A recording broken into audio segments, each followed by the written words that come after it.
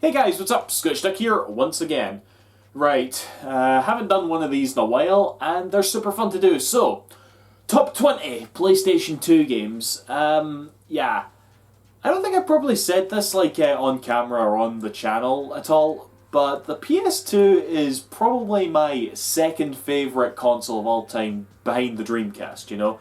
Honestly, that era of Dreamcast, the Dreamcast dying, and then making a recovery and having my faith in gaming brought back with the PS2 was definitely the best transition, was definitely the best era of my life, you know? I must have been about, I was definitely getting into my mid-teens, you know? Which isn't exactly massively young anymore, but it's kind of I always consider it the point in my life where I was the most influenced, you know? The things that I consider the best games I ever played are largely contained in that era, you know? There's just so much good shit there, and I want to go through 20 of them right here. Some I played back in the day, some I played in the past few years, because the PS2 library is fucking huge, so let's get right into it. I just grabbed 20 games off the shelf. You can see there's space and shit, and yeah, might not be the most cohesive order,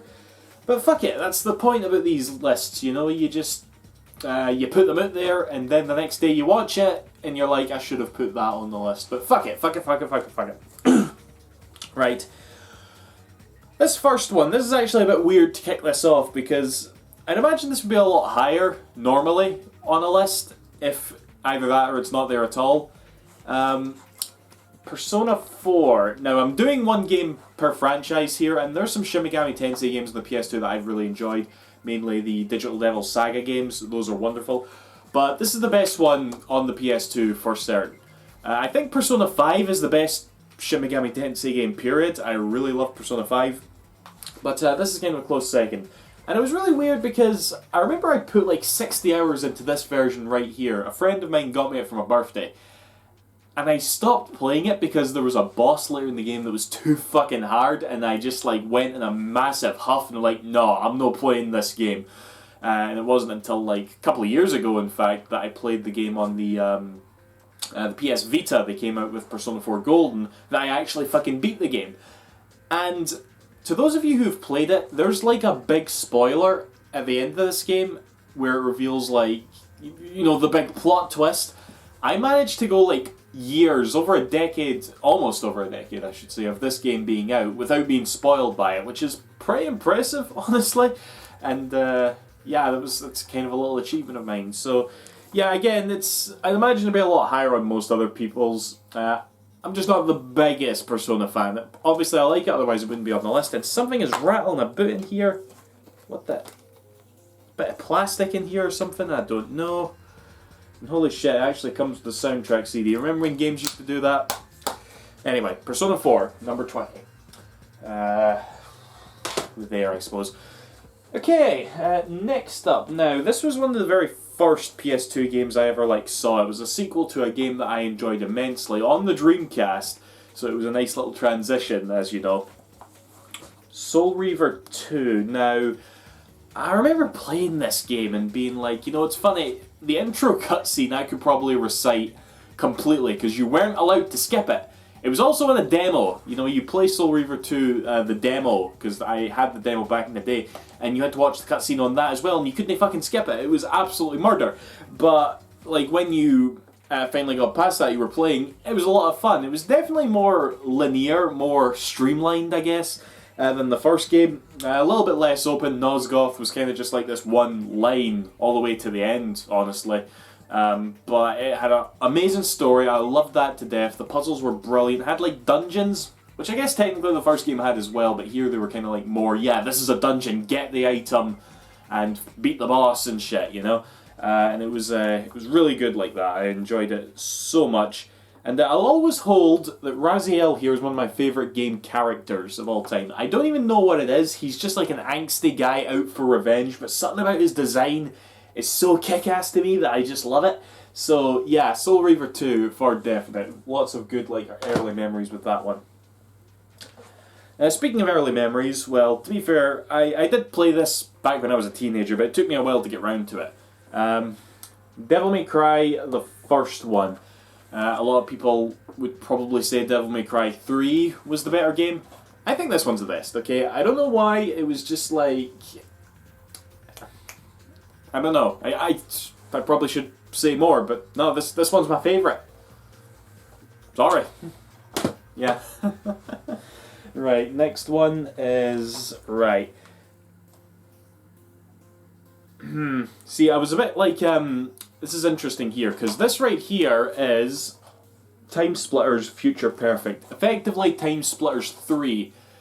But I think Timesplitters 2 was the better game, but I don't have Timesplitters 2 anymore for the PS2. I have it on the original Xbox, but I originally played it on, like, the PS2.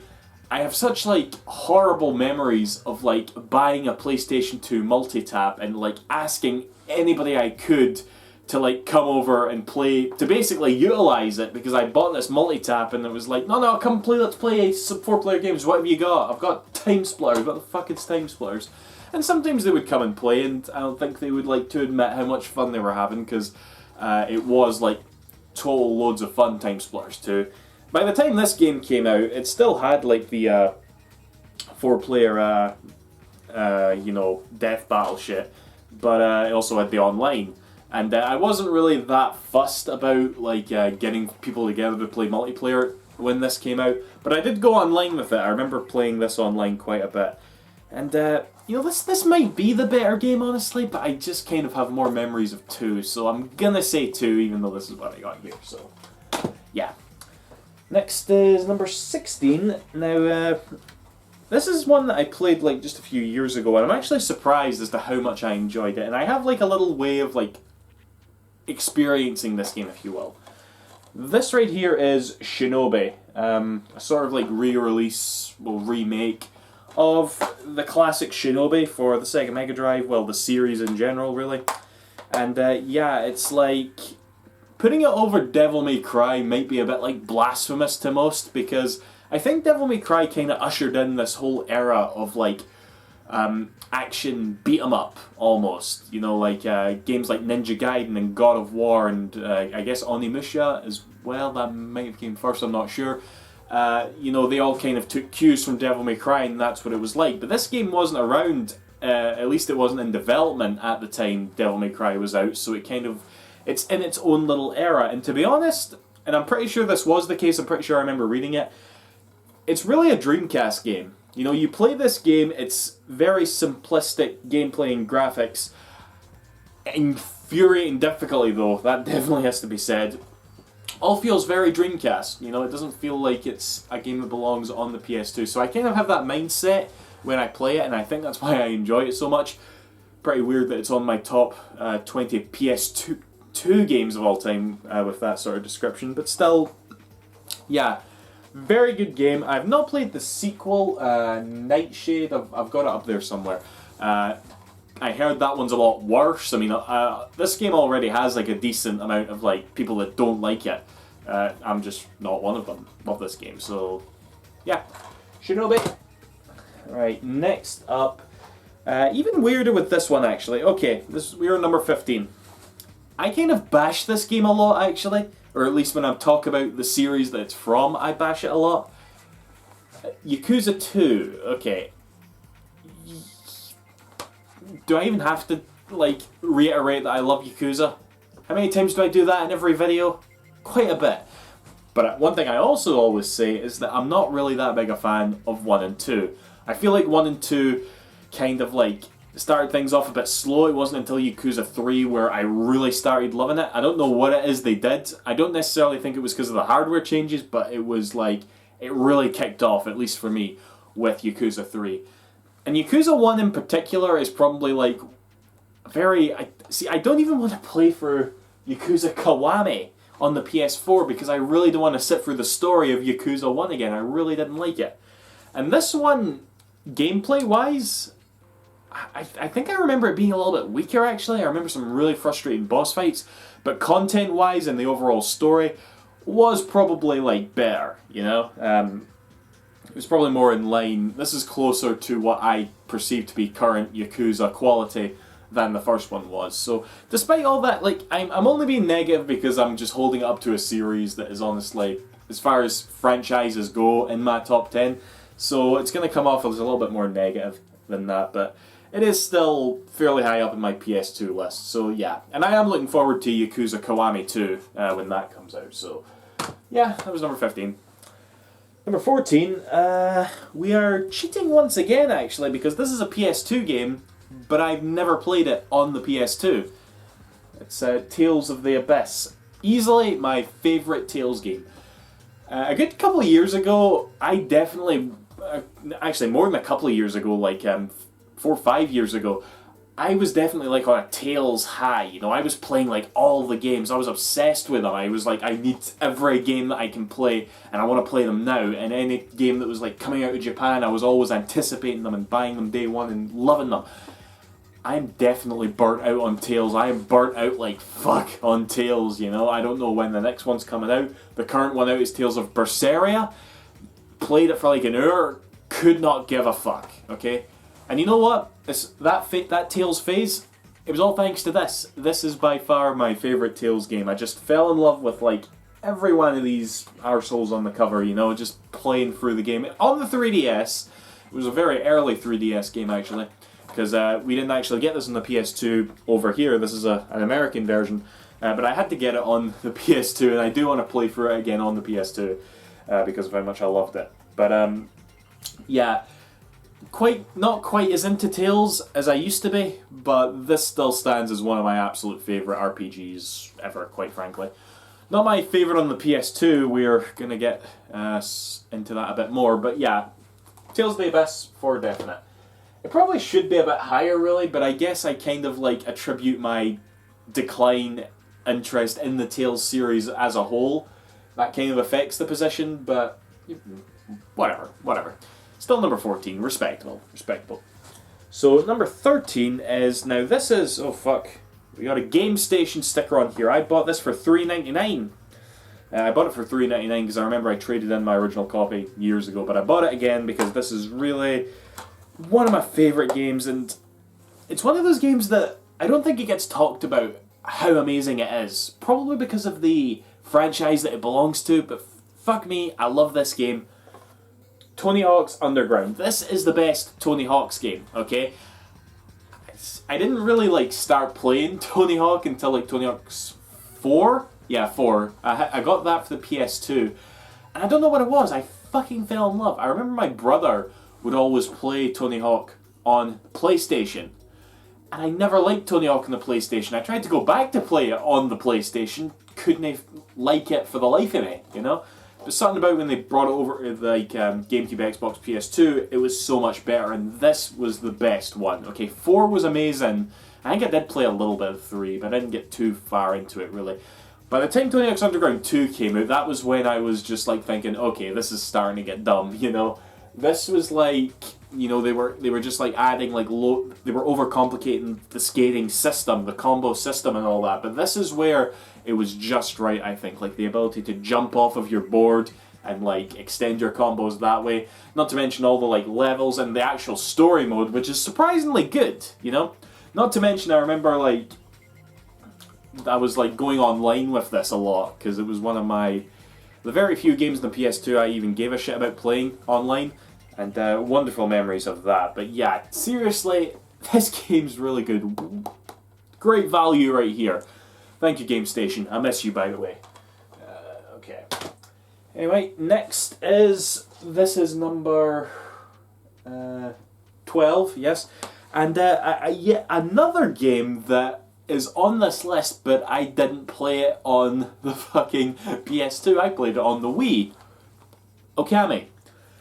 Some of you might know this is that Let's Play that I didn't finish, because I only ever played this game once, and it's quite a complicated game. And it's hard to commentate over a game like this when you really don't know what you're doing, because it's like Zelda, and it's hard to like gauge where you're going and shit. But whatever.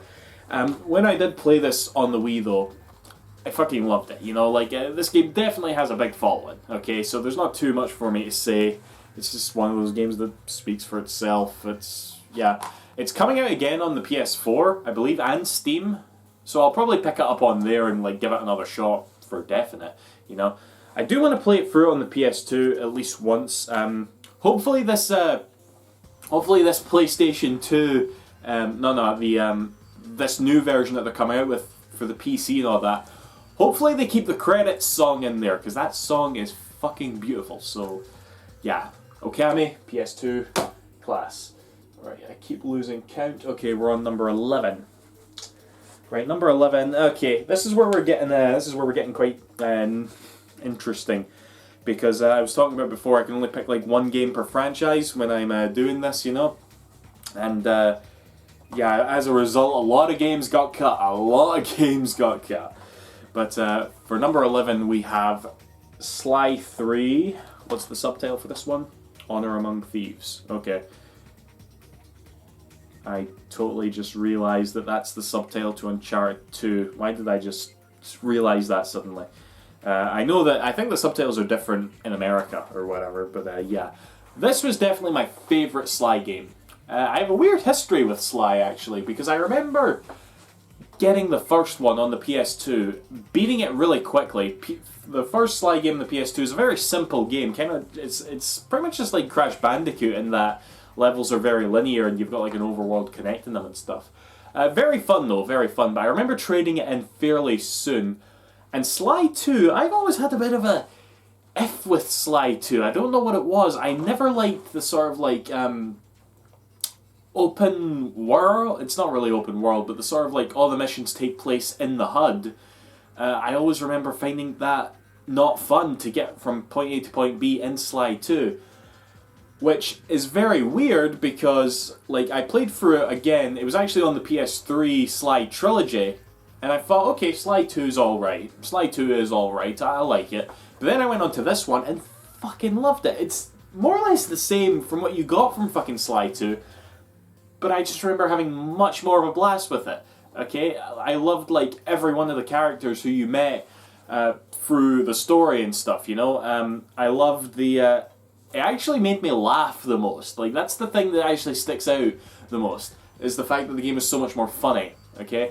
But yeah, Sly 3, man. I don't think many people like this one as much. I think all the love sort of, like, gets brought over to 2, but Sly 3, man, this is my favourite, absolutely. So yeah, good shit, good shit. So yeah, now we are in the top 10, and it's a pretty good top 10. Pretty good top 10.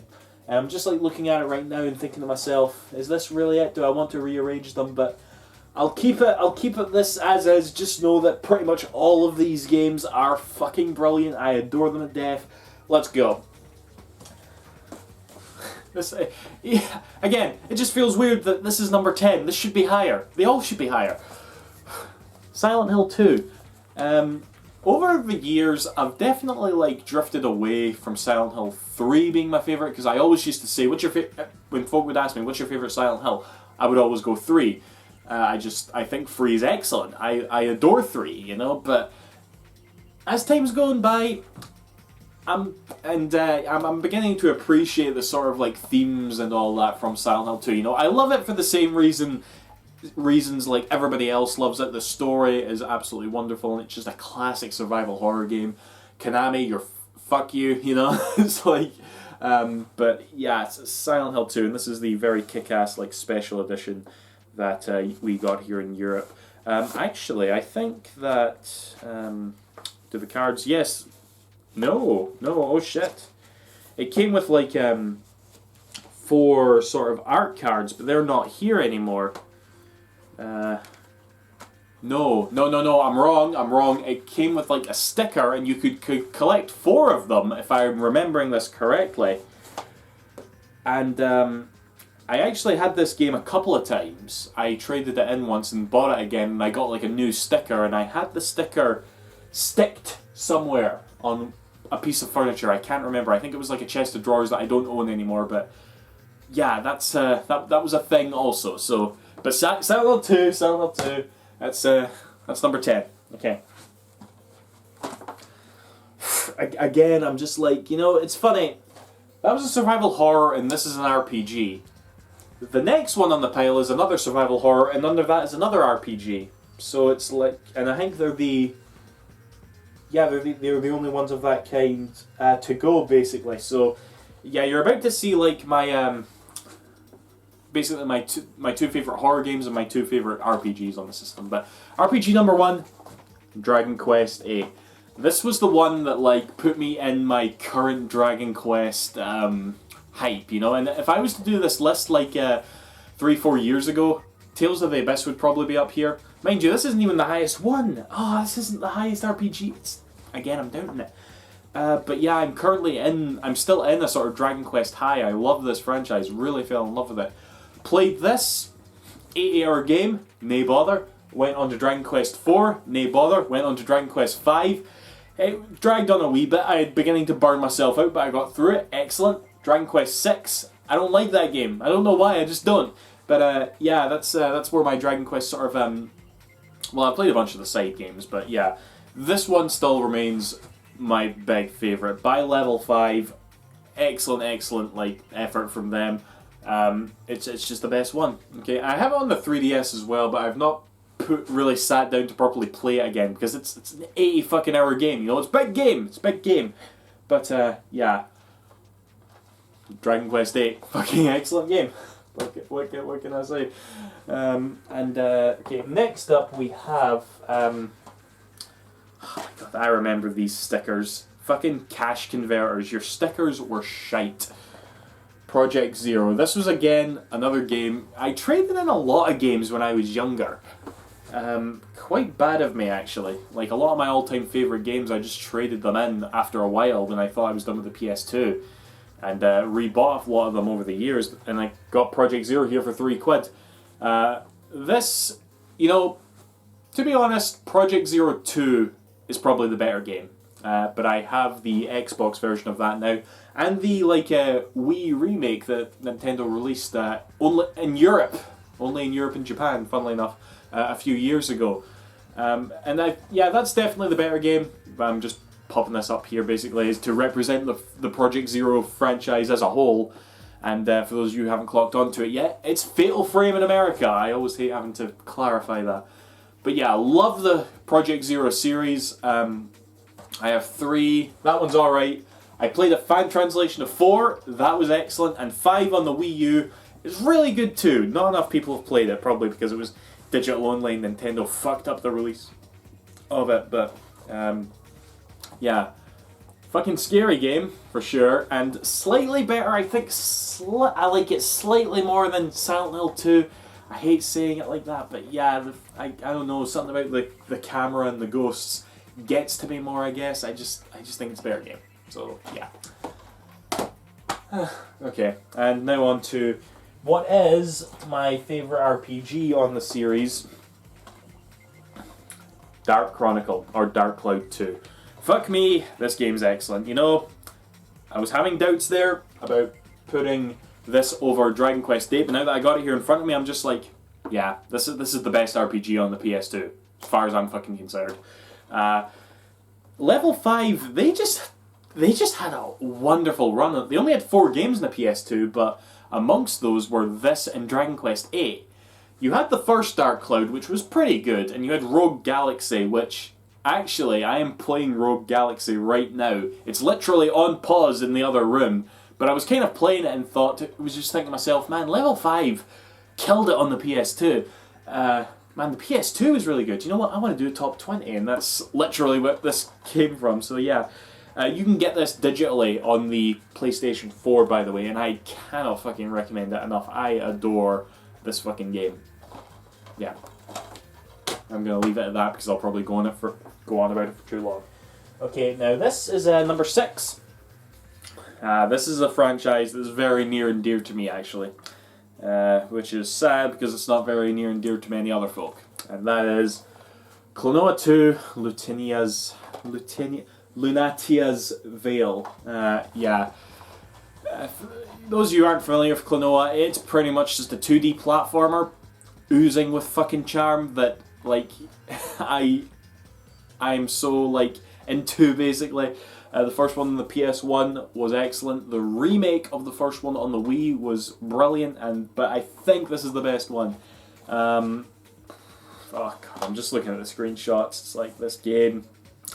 This game very early PS2. I think it was like a launch title or something too. But yeah, we gotta get more Klaonoa. I mean, fair enough. He looks like a fucking Sonic OC. You could probably put him in Sonic Forces and it would be fine. But I don't care. This game's fucking brilliant. People always refer to him as a Sonic OC. Okay, that's not just me. Okay, but I don't fucking care. Brilliant game. Brilliant game.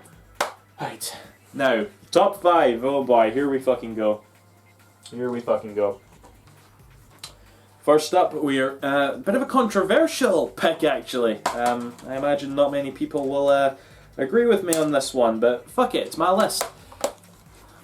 Metal Gear Solid 2. Yep. It's better than 3, okay? Or at least it means more to me than Metal Gear Solid 3. Not only that, it's my favourite Metal Gear game. I don't know why, it was just, I guess, because... You know, I played the first one so much and was so into that game. You know, the build-up for this was so monumental that by the time it actually got into here and got in my hands and you found out that you were actually playing through most of the game as Raiden and not Snake, that's honestly never ever bugged me. Okay, I don't give a shit about the fact that you only play like 2/3 of the game or 3/4 or whatever as Raiden. I don't care. I don't care that the cutscenes are long as shit. They're fucking amazing, okay? I just really, really, really, really like this game. So, yeah. Fuck you, Konami. Anyway. So, next. I kind of hate the fact that I have the platinum version of this. You know, like the ugly greatest hits version. In fact, I don't think I've ever seen a proper version of this game, despite the fact that I love it so much. Jak and Daxter, Precursor Legacy. Now... Over the years, right, I got a bit of a confession to make here. I feel like the Jak series has kind of like dropped off on how much I appreciate and really like them. Obviously, a lot of that probably comes from the fact that Sony just kind of gave up on it. I mean, even Sly got one. In fact, I would say I like Sly more than Jak and Daxter. And the thing that I really, really hate to admit, though, is that I've kind of accepted that Jak 2 and Jak 3... weren't as good as I would always put them up to be. They're still very good games. But I would always like swear on my life that Jak 2 was like one of the best PS2 games ever. It was fucking perfect, you know? And now I'm just like... Because I remember I tried playing through it on the HD collection that they released for the PS3. I beat Jak 1 100% in one sitting on the PS3. You know, I just remembered where everything was and I'm just like... Holy fuck, can't believe I just did that. But it was amazing. It was still absolutely wonderful. I loved it to death. I couldn't beat Jak 2 again. You know, I was just like, it was so much harder than I remember, so much more frustrating. And yeah, I just gave up. I still like the game, I really do, but it's just not held up that well for me personally, you know, whereas this one has. So this has definitely been bumped up to my favourite in the series, and really the only one that I genuinely like can still play and 100% in one sitting, you know, so yeah, Jak and Daxter. Maybe it's good they never made a 4th one. Well, they kind of did make a 4th one, but we don't talk about that. So, yeah. Right, and number 3. Number 3, this is definitely going to be one of the more odder picks for most people. I want to point out, by the way, that I would talk about, like, trading in a lot of my PlayStation 2 games. But there were certain very, very special ones that I just kept, you know? Like, and I'm pretty sure most of the ones that I've shown here that I did play when I was younger, I did trade in. I traded in Jak and Daxter. I traded in Metal Gear Solid 2, Project Zero, Silent Hill 2, Tony Hawk, you know? I traded in a lot of shit. But these top 3, I never traded in. These are the original copies that I've had for, like, coming up 15 years, okay? That's how special at least this top 3 is to me. So, that said, and I've also just realised that they are in alphabetical order. It's funny because the top 2, I couldn't decide between the top 2, so I literally just said, fuck it, I'll put it in alphabetical order. But this is in alphabetical order as well, so yeah. Number 3, Guitar Man.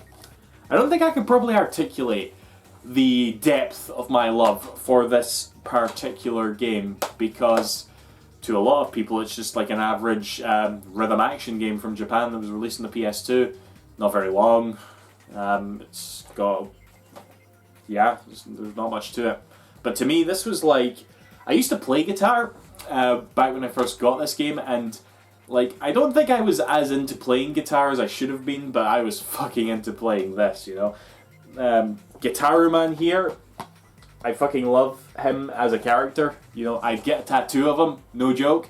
And the music is so just permanently etched into my soul. Even the songs I don't even like that well, I know like the back of my hand.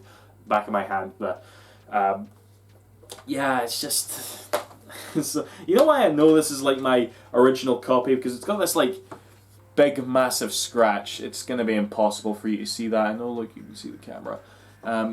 And I remember my cousin was really into this game as well. He was the only person I ever like showed this game to who liked it as much as me, and I lent it to him, and I got it back, and it had this big scratch, and I'm like, Mick, what the fuck you done? And I didn't talk to him for a while, because I loved this game so much as well, you know, but yeah, good memories of me and my cousin playing this for sure, and just like, I love this game. Another bit of trivia, actually, if you want.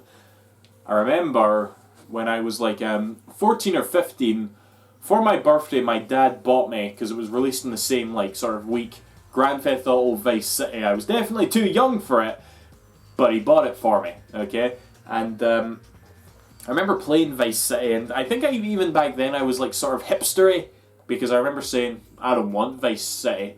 So I went back to the shops, and I recognised this from various trailers and that, so I got Guitar Man. Not regretted it a single fucking bit. So yeah, Guitar Man. And next, and yeah, honest to God, guys, you can consider these two tied, and these ones are going to be like very, very obvious. For the top one here, I'm going to say Aiko. And can I just say, right, this copy here is so banged up. There's like bits of sellotape and like all the friggin' bits of paper, because it's one of these like cardboard ones and stuff. It's still complete.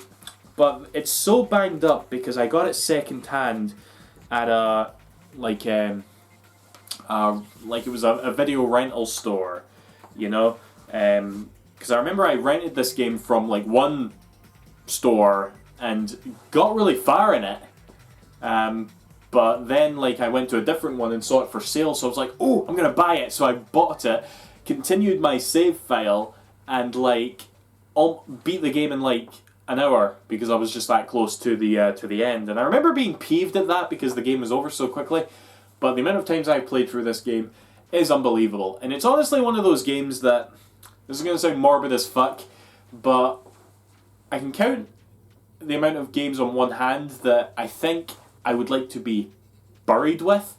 Not in a sense because I love it so much, or because I could like, my eternal soul could spend so much time playing it or whatever, but because it really did, I think I learned a lot from it, you know? It fills me with such, I don't want to sound too cheesy. In fact, I won't sound too cheesy, because you've probably heard a lot about this one as well. And I should probably say as well, yeah, this beats out Shadow of the Colossus. Shadow of the Colossus, I love that game as well. I love The Last Guardian as well. That game still exists. It came out, you know? Nobody talks about it anymore, which is saddening to me. But this is where it peaked for me, honestly. I just love Aiko so much, and I'm gonna sneeze. And yeah, I really want to get round to like replacing this copy. It's just so banged up, but at the same time, it means something, you know, because I never traded it in, and I just like I had to keep it, and yeah, okay. And number one is Ratchet and Clank 3. Okay, guys. That's that. Yep, I'm literally going to stop there, because you all know about Ratchet and Clank. That's why half of you are subscribed here. Of course Ratchet and Clank was number one. Why wouldn't have Ratchet and Clank been number one? I mean, I guess I can say 3 is the best, you know? A lot of people think 2's the best. Fuck you. 3's the best. I feel very strongly about that. But, yeah, that was my top 20 games. See you later. Thanks for watching. Bye-bye. Did you really think Ratchet and Clank wasn't going to be number one?